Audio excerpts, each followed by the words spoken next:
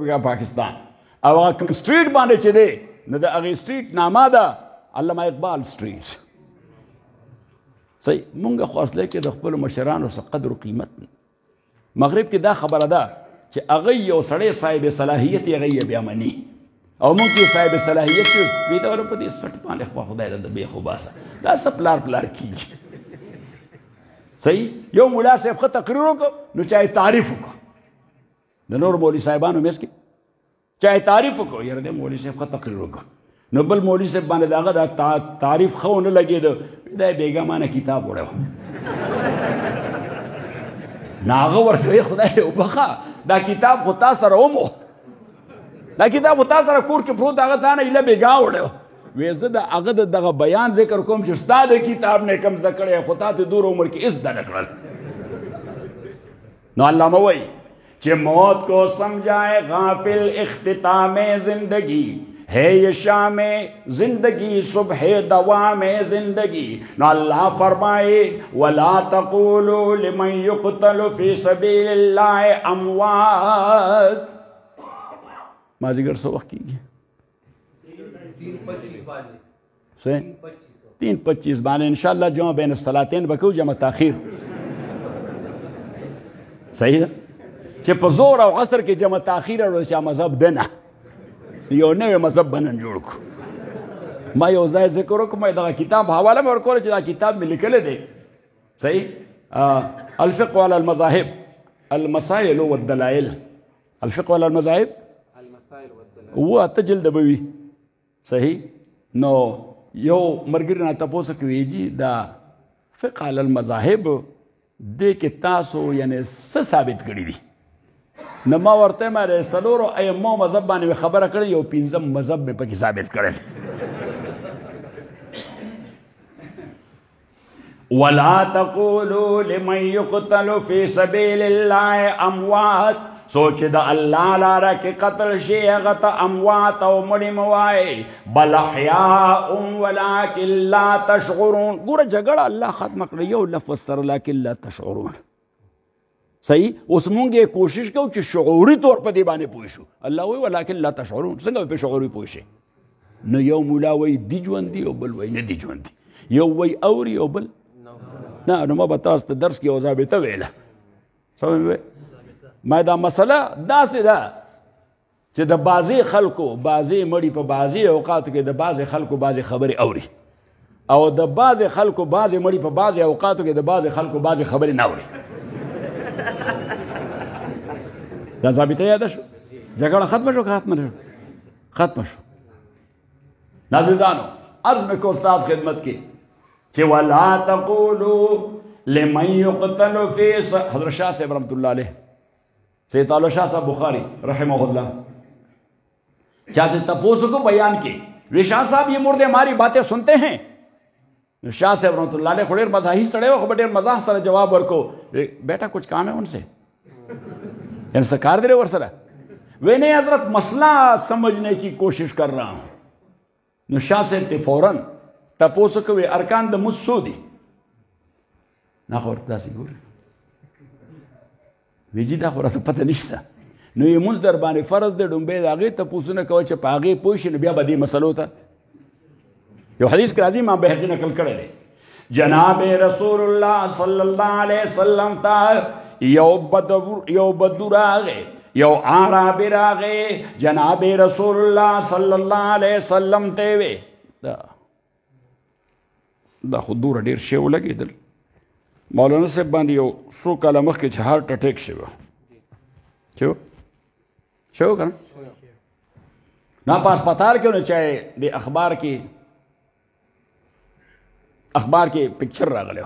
د اسپتال نه الله دې تاسو ټول بچ ساتي او الله دې هغه هم صحت ورکړي. نو بهر تقدیر هغه هارټ پیشنټ ته هغه خو بلا ماشینونه لګېدلي او بلا 40 تارونه داسې او داسې او داسې او داسې او داسې لګېدلي که نه لګېدلي بلا ډېر لګېدلي. نو اظهار راغی زما زوی ما ته دا پکچر دی د مولانا صاحب نو هغه چې ما ته خو نو داسې مزاح وکړو بیا مولانا صاحب ته ویل ډېر خندل هغه وی اظهار ته خو ډېره لالي نو اظهار ما ته وی مولانا صاحب نے خو سم ټرانسفارمر جوړ کړی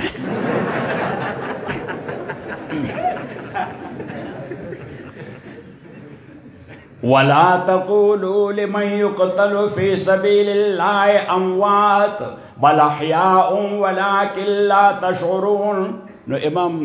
احمد ابن محمد ابن یعقوب ابن مسکوی هغه وایي چې د خلکو خدشه د مرګ متعلق چې بس خبره ختم شو که مرګ را باندې راغی هر څه ختم شو. هغه وایي مرګ سره اصل انسان چې دی چې عبارت د نفس ناطقه نه هغه نه ختمېږي. عبارت دی نه نفس ناطقه نه ختمېږي، البته کالب نه خدای هغه نفس ناطقه بهر راوست.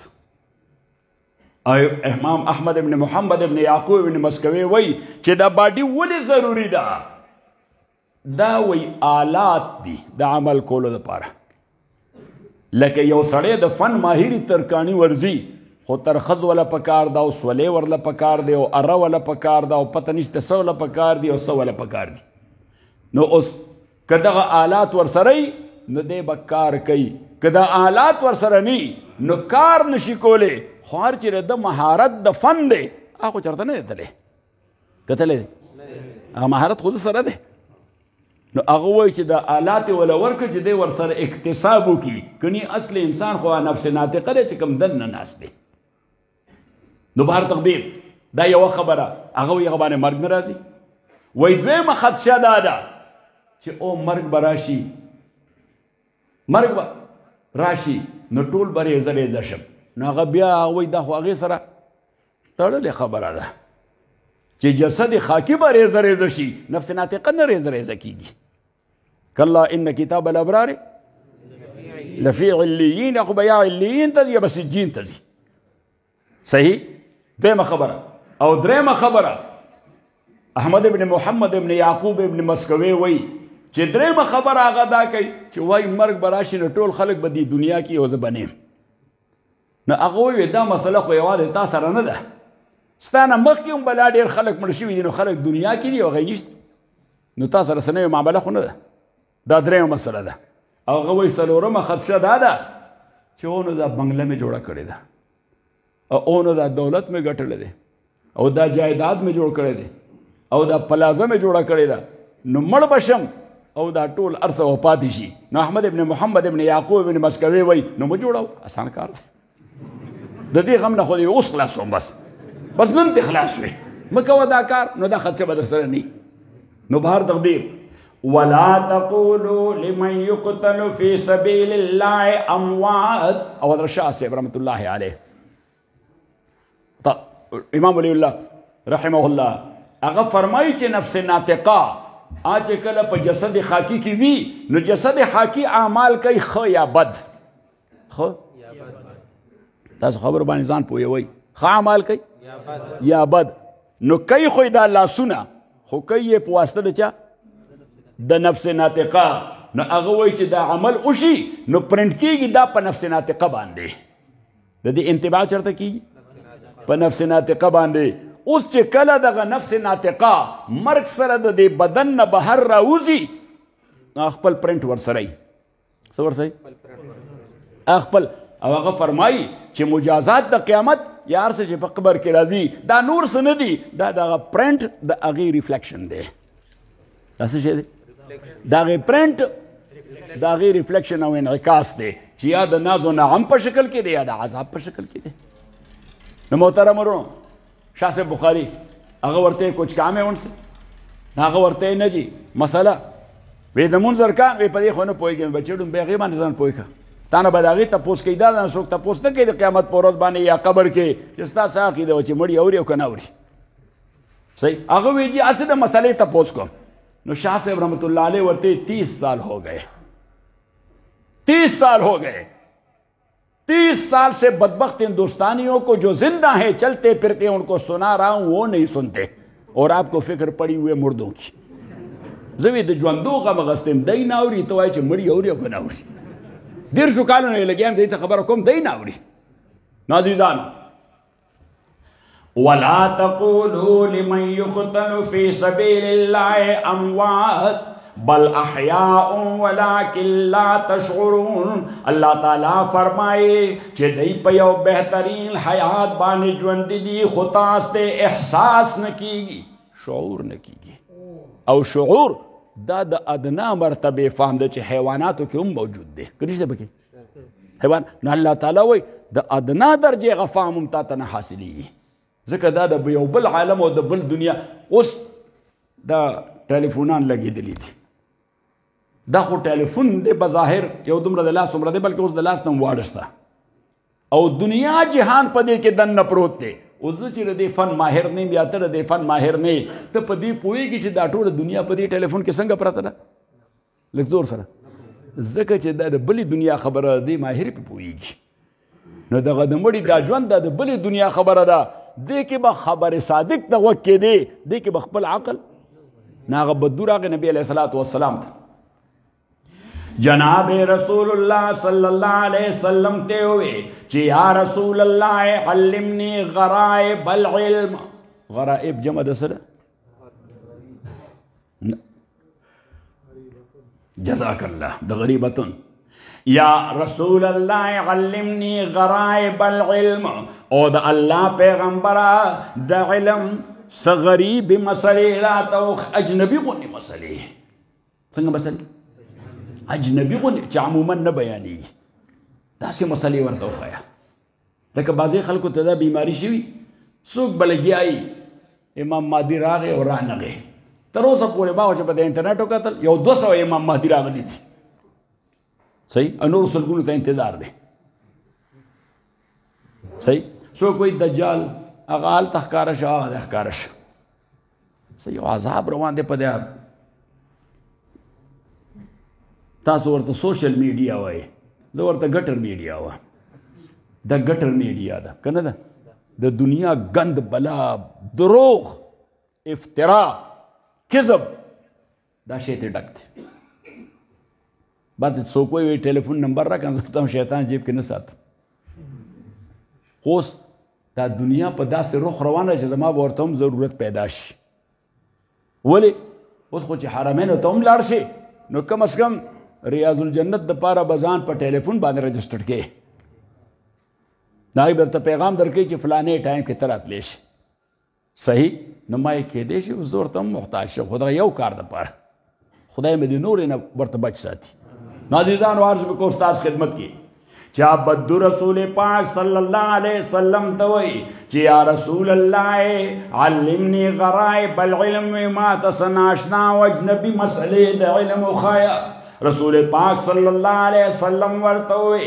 چې هل عرفت راس العلم دا علم سر یعنی اصل علم در سرشتا پاگی پوشوئے قال الحمدللہ وی یقینا د خدای د پاره تعریف د پاغه باندې پوه نو دویم ورته وی هل عرفت الله الله دې پیژندل دي هغه ورته الحمدللہ او پیژندل مې ده نو دریم ته پوښتنه وکړه وی هل عرفت الموت مرګ دې پیژندل دي هغه ویږي پیژندل مې ده نو رسول پاک صلی الله علیه وسلم ورته سوې وی اعمل بهما ثم اتنی لارشا والپ معرفت د خدای باندې عملو کا معرفت د مرګ باندې عملو کا چې کله دغه کورس د ختم شنو بیا ما تراشنو بیا بغرائب د علم در توخه اوس دا داسې کورس دی چې عمر خضر درته میلاو شي نه د خدای د معرفت باب ختمیږي او نه د مرګ د معرفت باب ختمیږي داسې نبی علیه الصلاة والسلام ورته عجیب علاج وښود وی اعمل بهما ثم اتنی د دې دوه تقاضې ډومبې پوره کړه بیا راشه بیا به نوی کورس ته شروع کړم صحیح شوه نو موږ په دغه مخته یو عزیزانو ولا تقولوا لمن يقتل في سبيل الله اموات بل احياء ولكن لا تشعرون دی په یو ډیر عجیب او ناشنا حیات باندې ژوند له خو تاسو ته شعور نه کېږي تاسو ته فهم او پوهه نه کېږي او ورپسې فرمایي چې ولنبلونکم بشیء من الخوف اوس دا مرګ یو داسې شی دی چې حتمي امر دی که حتمي امر نه دی حضرت امام احمد بن حنبل رحمت الله علیه بستر مرګ باندې څه باندې بستر مرګ باندې او بستر مرګ باندې څنګه دومره دردولی و، دومره یې وهلی و، دومره یې وهلی و په جیل کې. شاګردان غریبانان به یې لاړل جیل د دیوال سره به ولاړو، سحر مانځه پسې حضرت امام مالک له به سزا ورکوله. د جیل خو لوړ لوړ دیوالونه نو دوی لیده خو نه، خو دیوال سره بهر به ناست و، ژړل به یې نه چې یا الله ته زمونږ په دې استاد رحم وکړي، یا الله زمونږ دې استاد باندې رحم وکړي. حضرت امام احمد ابن حنبل رحمت الله علیه چې کله به دره را خلاصه کړه یو تراق اواز به د شاعرانو د شاګردانو بهر واورېده او ورسره به دام واورېد چې امام هر یو ګزار سره وایي چې الله اکبر، دویم ګزار وی الله اکبر، دریم ګزار وی الله اکبر. شل کوړې به روزانه ورکولې. د شاګردانو ورسره ملاقاتو کې اجازت د حکومت باندې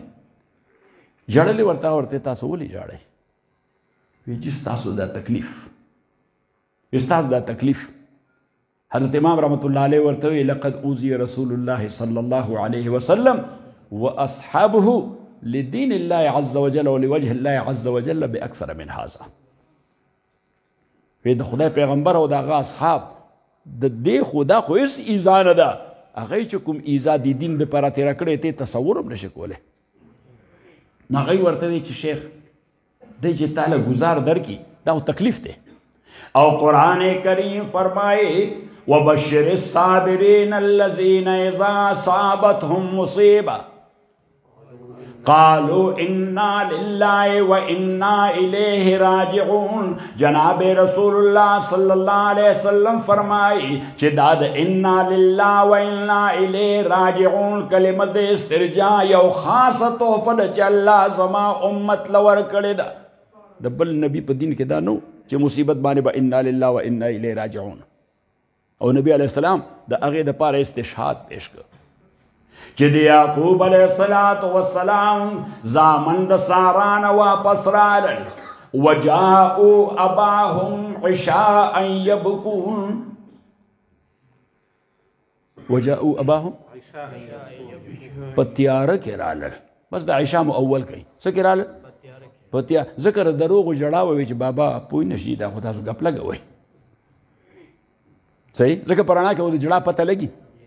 چې راته یقینا جاړې کاسه ګپ لګې ډرامه کې د دې وجې تیاري ته ایثار شو. وجاءوا اباهم عشاء یبکون. دی پلار ته رالل د عشاء په وخت کې ماښام وخت کې تیاره کې رالل جړا یې کول.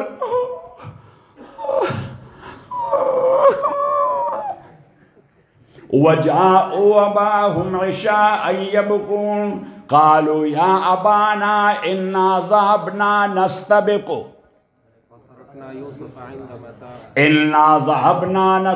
وتركنا يوسف عند متاعنا فاكله الذئب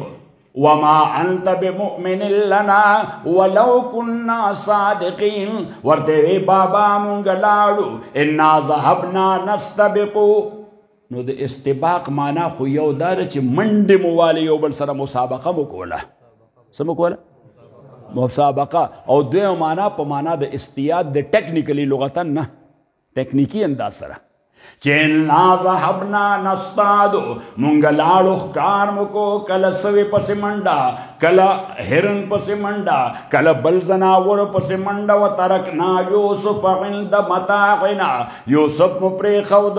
خپلو سپلو صادر او جامو سره اضافي سامان سره. فاکله الذئب یو شرمخ راغی او دی وخوړه. شرمخ راغی نو جړه هم ډرامه وه، دا خبره هم ډرامه وه، دا خبره هم نو سړی چې دروغ وایي نو د دروغو سره یې خدشه په ذهن کې وي چې دا خو به ډسکلوز کېږي، ښکاره کېږي به دا به ډسکلوز کېږي خیر. نو موږ ورته وو پریکاشن، څه ورته احتیاطي تدبیر د مخکې نه.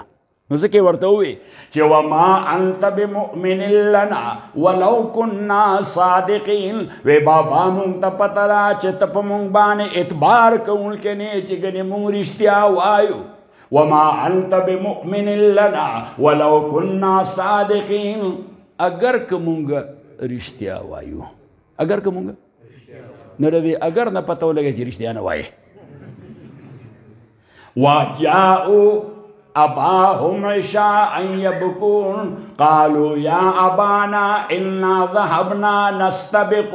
وتركنا يوسف عند متاعنا فأكله الذئب وما أنت بمؤمن لنا ولو كنا صادقين وجاءوا على قميصه بدم الكذب. یوسف علیہ السلام قمیص ځان سره راړه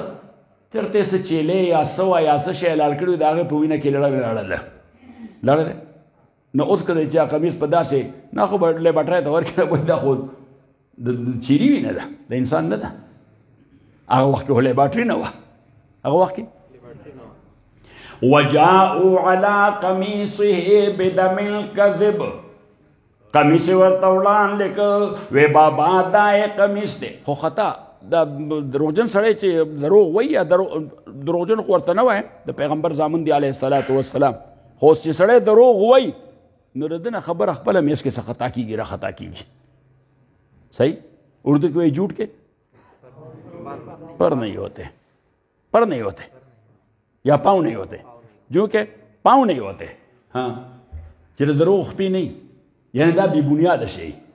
وجاءوا على قميصه بدم الكذب نو اوس قمیص یې راړه په وینو خو لړلی دی خو تار ته یو نه دی وتی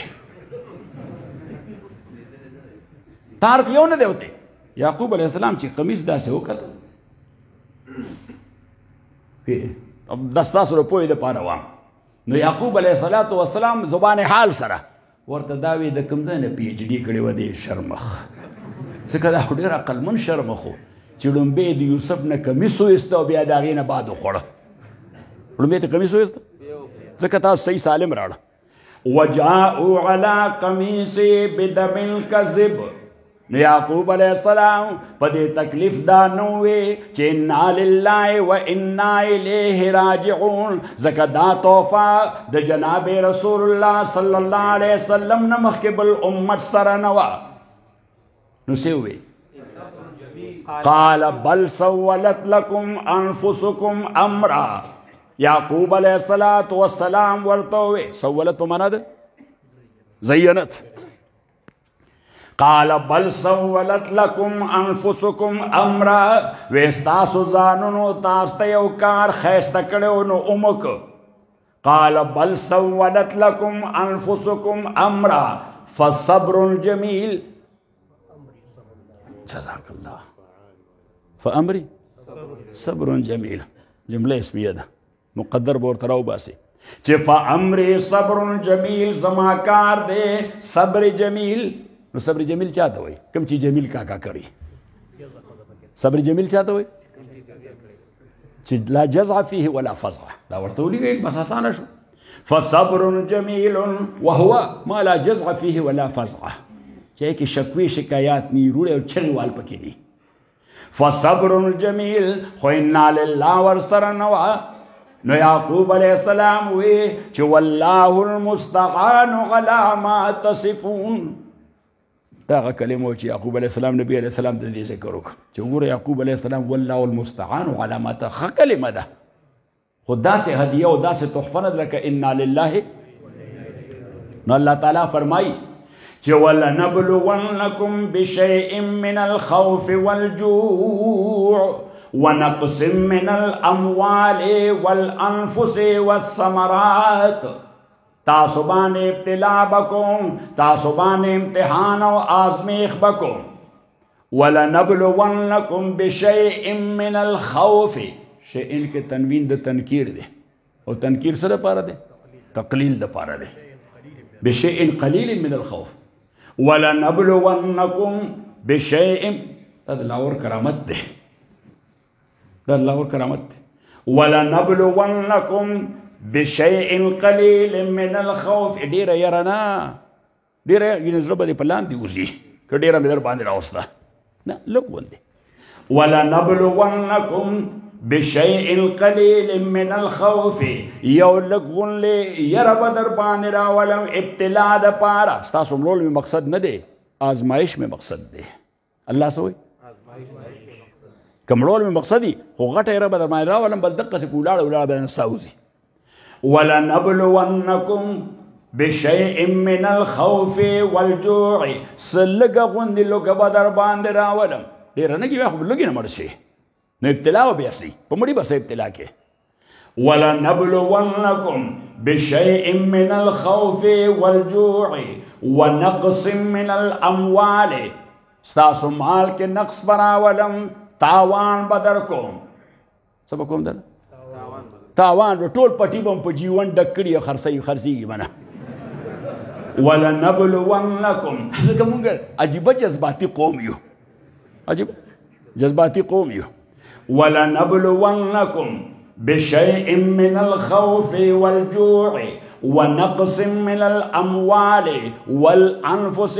بدن کی بد نقص در کوم بیماری بدر باندې راولم والثمرات میوه کی بدل نقص در کوم عام مفسرین وای ثمرات دی امام شافعی رحمۃ اللہ علیہ فرمای ثمرات الفؤاد دی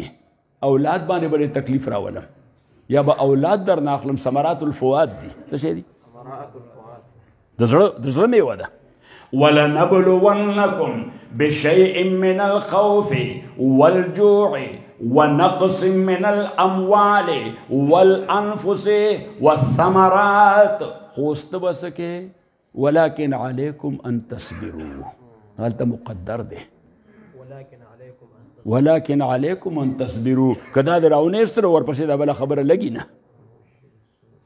صحیح ارتباط د پاره دا لازم ده ولكن عليكم ان تصبروا خو پتاسو لازم دی چې صبر وکړئ نو سر پسې ولګي وبشر الصابرین صبر کوونکو له بشارت ورکا دوی له زیر ورکا اوس صبر کوونکي څوک دي نو دعوه خو بلا ډېر خلک کوي نه الذین اذا اصابتهم مصیبه دا هغه خلک دی چې دوی ته کله مصیبت ورسي قالو انا لله وانا الیه راجعون نو دوی وایي چې یقینا مونږ د الله یو او یقینا مونږ د الله ته واپس تلونکي یو اوس ته نن د عقیده برابر که چې زوم سر تر خپو او زما چې څه دي دا هم ټول د الله دي دا هم ټول الله نو اوس هغه الله چې دغه خپل ملکیت تا نه واپس اخلي نو ته بې حوصلې کېږي بیا لږ زور سره نه کدا خپل شی دی واغسته نه الذين اذا اصابتهم مصيبه قالوا انا لله وانا اليه راجعون ندوي وي انا لله وانا اليه راجعون یقینا مونږ ټول او زمونږ ټول یعنی څه چوم دي انا لله مونږ د الله یو و انا الیه راجعون او مونږ دغه الله ته واپس کېدونکي یو نو الله وایي که چا دا عقیده برابر کړه نو ریوارډ درته ښیم څه درته ښیم ریوارډ درته ښیم اولئک علیهم صلوات من ربهم دا هغه خلق دی علیهم صلوات من ربهم چې په دوی باندې صلوات دی د دوی د پروردگار طرف نه اولئک علیهم صلوات من ربهم دا هغه خلق دی چې په دوی صلوات دی د دوی د پروردگار طرف نه ورحمه په دوی باندې رحمت دی د دوی د پروردگار طرف نه سورہ احزاب کې اللہ تعالیٰ د نبی علیہ الصلوۃ والسلام په حواله فرمای چې ان الله وملائکته یصلون علی النبی یقینا اللہ تعالیٰ اور د فرشتے صلات وی په نبی باندې دلته وی دغه الله دغه خلق باندې صلوات دي الته وی دغه الله او فرشتے صلوات وی په نبی باندې ان الله وملائکته یا بل ځای فرمای چې هو الذی یصلی علیکم وملائکته لیخرجکم من الظلمات الى النور دغه الله تعالی غزاد دے یصلی علیکم چې صلات وی تاسو باندې وملائکته ور د ملائکیم صلات وی تاسو خور دې صلات حاصل سره یا مراد او معنی سره لیخرجکم من الظلمات یعنی دا سے نا چې اللہ تعالیٰ وی چې اللہم صلی علی دکتور ضیاء الرحمن یا اللہم صلی علی مولی سعید لیخرجکم من الظلمات الى النور. اللہ تعالیٰ او داغ فرشتے تاسبان صلات وی یعنی رحم کئی در باندے سکی در باندے رحم کئی در باندے نوس ان اللہ و ملائکتہ یصلون علی النبی اور پسی اللہ سوئی یا ایوہ الذین آمنوا او ایمان والو صلو علیہ صلات وائی دباندے وسلمو لفظی ترجمہ ہے کچھا اکڑا اندو بل روپائے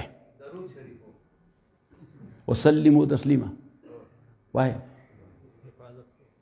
جزاک اللہ وسلموا تالے بل سندم در کو یا ایوہ الذین آمنوا او ایمان والو صلو علیہ صلاة وائی رسول پاک باندے وسلموا تسلیما واحفظوه حفاظتا کاملا وسلموا تسلیما اور دے پیغمبر کامل حفاظت کوئی سلم هذا الشيء سمانا شيء محفوظ کا صحیح او تسلیما مفعول مطلق سے فائدہ کئی تاکید نہ کمال وسلموا تسلیما کاملا دے محفوظ کئی یعنی چرے دے عزت باندے حرف رانشی چرے دے عزت باندے او دا یو شے چرے دے باندے دیر مطمئن چی او سڑے بلکہ زما بد عملی خودی پیغمبر متعلق سو خبر کئی تو اور لگی صحیح بے عمل مسلمان اگر اختر شیرانی سوک مشہور شاعر مشہور ادیب دے پروفیسر دے صحیح نو خو مزاج داو دے شاعرانو کی اکثر دا استقبار ڈیری کنی پکی دزان پشان ورطا دنیا کی بل سوک نخ کاری ہاں زان پشان نو سخو پکی پر اشتیادا سی او سو یو شاعرو نا آغاوی خلق وی چی رحمان بابا دیوان لکلے یا غزل لکلے دے انو یہ مام لکلے دے دا رحمان بابا پشان بھی لکلے دے نو غی ورتے سنگ دی لکلی دی وی رحمان بابا وی چی سر زما سامان زما او زار شتر جانان زما او زار شتر جانان زما او سر زما سامان زما نو ورتے وی تاس لکلی دی وی مالک لے چی چرگی دی چرگان زما او گرزی پو ڈیران زما او گرزی پو ڈیران زما او چرگی دی چرگان زما عزیزانو عرض میں کو استاذ خدمت کی چھے اختر شیرانی ناغتا جب تاریخ کے بارے ورطا ہم سو خول او دے پنجاب زڑی یونیورسٹی چھے نو دے سر خواتا یو چائے خانہ وا ناغی کے بعد اٹول ادیبان کے ناستل نو اختر شیرانی ہم ناستو اختر شیرانی او مشروب مغرب و تم مخی تپروتو مشروب مشرق ناخو روح افزاد ہے مشروب نو مشروب مغرب ورطا پروتو عدد دی گوٹ کو او خپل ترنگ کیو سکیو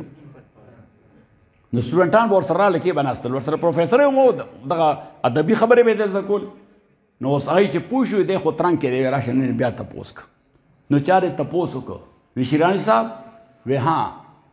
وی اپنے فکر اور فلسفے کے اعتبار سے کارل مارکس کے متعلق کیا خیال ہے کہ اچھا معاشی فلسفہ دیا ہے کارل مارکس کے متعلق کیا خیال ہے اچھا معاشی فلسفہ دیا ہے وہ کوشش کی ہے اس بندے نے صفر کے ضرب ورک سیکڑی دی کوشش کی ہے نو چاہتے بل تپوسو کو ورتے ہوئے یہ شیکسپیئر یہ اچھے شاعر تھے شیکسپیئر وہ اس کی انگریزی زبان اچھی تھی بیا صفر کے ضرب ورک صحیح نو بیا تشا بل تپوس کو بل نو یو سٹوڈنٹ پا ذہن کی دار اغلل چو اسرا ازدن بل تپوس کو وی محمد رسول اللہ صلی اللہ علیہ وسلم یہ کیسے بندے تھے بس در سترگی سریش وی سترگی روت جاس گلاس واغستا تندیلے والا اخلاص کے بدبخت کئی کے ہم گناہگار ضرور ہیں لیکن بے غیرت بالکل نہیں ہے آپ نے اس گندے مجلس میں ایسی ہستی کا نام لیا تمہیں شرم نہیں آتی نماؤے میں کہ مسلمان دیرم بے خوندی دا اللہ تعالیٰ کمال کرے دے خواہ اللہ کو ٹول کامل لے کمال کئی خدای عجیبہ کمال کرے دے چې په پیغمبر سړي ته اور لګي کنه لګي ورته ځکه قرآن کریم کې الله تعالی فرمایي چې وَاكْتُبْ لَنَا فِي هَٰذِهِ الدُّنْيَا حَسَنَةً وَفِي الْآخِرَةِ حَسَنَةً إِنَّا هُدْنَا إِلَيْكَ قَالَ عَذَابِي أُصِيبُ بِهِ مَنْ أَشَاءُ وَرَحْمَتِي وَسِعَتْ كُلَّ شَيْءٍ فَسَأَكْتُبُهَا للذين يتقون ويؤتون الزكاة والذين هم بآياتنا يؤمنون اسایت ورپسې چې الذين يتبعون الرسول النبي الأمي الذي يجدونه مكتوبا عندهم في التوراة والإنجيل يأمرهم بالمعروف وينهاهم عن المنكر ويحل لهم الطيبات ويحرم عليهم الخبائث ويضع عنهم إصرهم والأغلال التي كانت عليهم زبان مستدل اور پسې ده چې فالذین